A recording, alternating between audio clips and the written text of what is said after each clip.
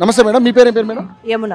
యమున గారు, ఈరోజు మీరు ధర్నా కార్యక్రమం చేయడం జరిగింది. అంటే కేజ్రీవాల్కి సంబంధించి ఆయన పరిస్థితి విషమంగా ఉంది, జైల్లో మగ్గిపోతూ ఉన్నారు. సో కనీసం ఆయన్ని బెయిల్ ఇచ్చి రిలీజ్ చేసే పరిస్థితి కూడా లేదనేది ఇప్పుడు జరుగుతున్నటువంటి మీటింగ్కి మూల కారణం. సో నిజంగానే మీరు అన్ని పార్టీలని కూడగట్టుకుని ఈరోజు మద్దతు కార్యక్రమం చేపట్టారు. సో ఏంటి, నిజంగా న్యాయం జరుగుద్ది అనుకుంటున్నారు? ఎందుకంటే కేంద్ర ప్రభుత్వం ఒక కక్షపూరిత ధోరణితోటి వ్యవహరిస్తుందని చెప్పేసి మీరే అంటా ఉన్నారు. సో ఏంటి ఫైనల్ మీ మోటివ్? న్యాయం జరగట్లేదనే కదండి ఇవన్నీ నిరసన కార్యక్రమాలని మేము చేయించేది. ఇప్పుడు నిజంగా కూడా ఆయన మీద ఏదన్నా కేజ్రీవాల్ గారు స్కామ్ చేసినట్టు, అది అసలు ఒక పాలసీ, ఎక్సైజ్ పాలసీ. దానికి నిజంగా ఏదైనా స్కామ్ చేసుంటే అది ఎప్పుడో నిరూపితమయ్యేది, ఆయనకు జైలు శిక్ష పడేది, ఆయన ఈ పాటికి జైల్లోనే ఉంచేవాళ్ళు.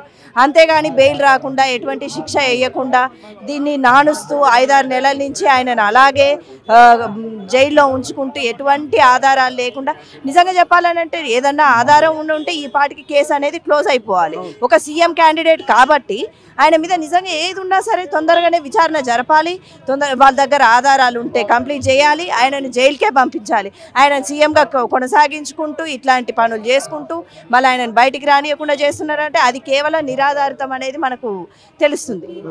సో మరి ఏంటి మేడం, నిజంగానే ఈరోజు మరి కేంద్ర ప్రభుత్వం దిగి రాకపోతే ఇది మీరు ఏంటంటే అభివర్ణిస్తూ ఉన్నారు.